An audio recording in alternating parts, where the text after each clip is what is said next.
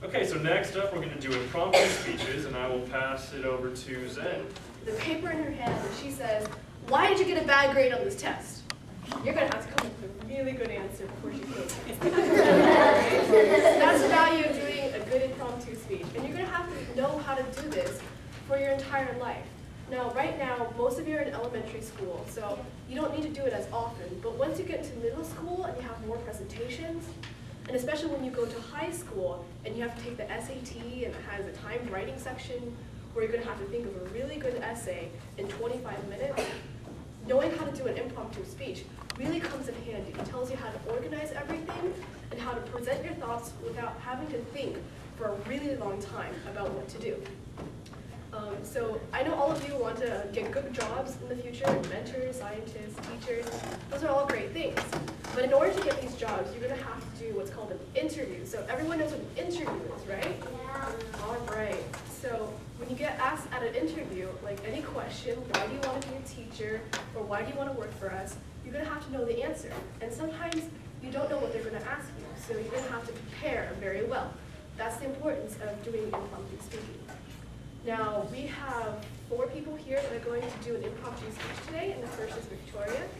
This is her 4th time with us, and she's very, very good at this. All right, so Victoria, your question is, if you could sell Coke, how would you sell it? If I would sell Coke, how would I sell it?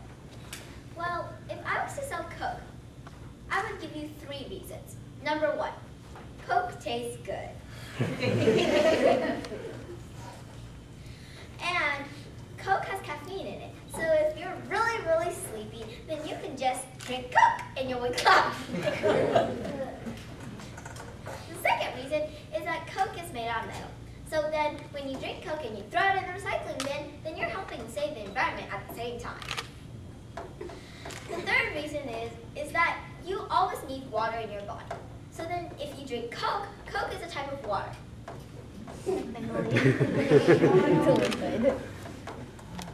So you fuel your water. So you fuel your body with water. And that is how I would sell Coke.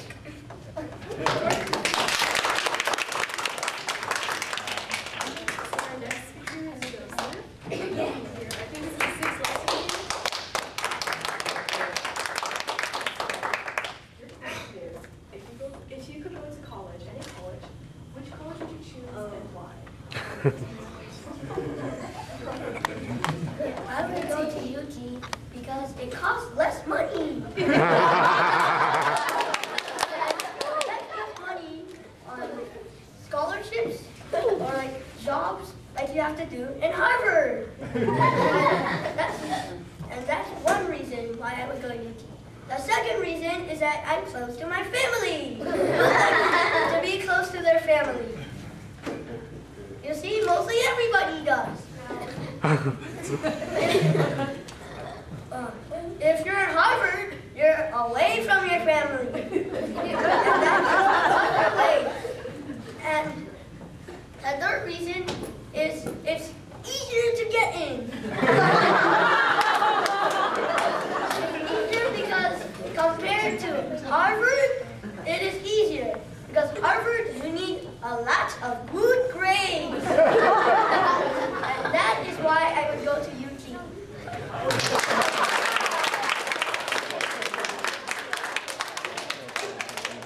Our next impromptu speaker is Max. This is his 31st lesson.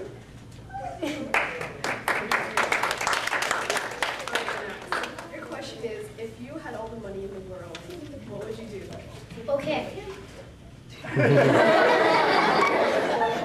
I had all the money in the whole world, what would I do? The first reason that I would do with all that money is I would buy 1 million mansions and 52 broken houses for the homeless people who have no money. Why do I do that? I mean, the second reason why I will use that money is I will buy everything in the whole world so I can conquer the world. So I live in a palace and there's all these servants that have no money. So when they finish doing their job, I don't pay them. Why? I'm mean. The third reason why is because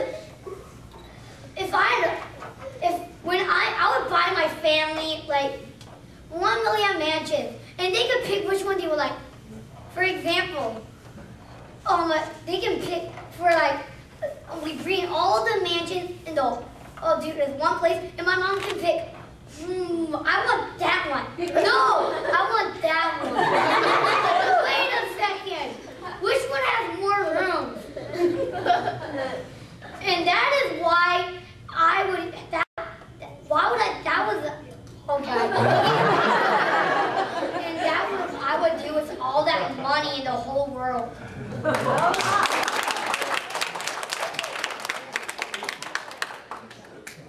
fourth speaker is going to be Harvey Liu, who has been here for more than 6 years.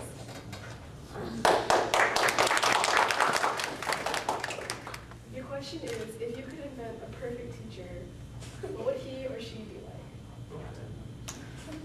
If I could invent the perfect teacher, what would he or she be like? All right.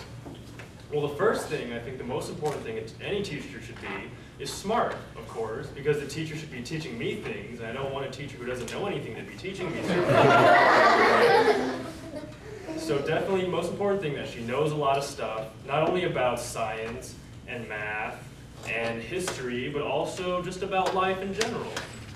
Which is why the second most important thing I think the teacher should be is nice, but respectful. Because, I've been to school, I've had, not thousands, but a lot of teachers, right? And I've had good teachers, but I've noticed that the bad teachers are the ones who are like, oh, these are a bunch of kids, they don't know anything, I'm an adult, I'm wasting my time, and they're rude, and they're mean, and they're critical. And I think it's very important that a good teacher respect you so that you would want to respect your teacher back. But also that leads to the third most important thing that a teacher should be, is also firm. Now there's a difference in being firm and being mean, because for example, if one day you're just in a bad mood because, your mom yelled at you, or maybe just because you don't feel like working and you're tired, then she won't be like, oh, hey, you're stupid, you don't even do your work, you're lazy, and you'll never become anything in your life. She'll know how to tell you how to do your work, while still being your friend, but not letting you do whatever you want, right? So the three most important things, I want a smart teacher who's respectful and nice, but also one who's firm and knows how to take authority. So that's how I would invent my perfect teacher.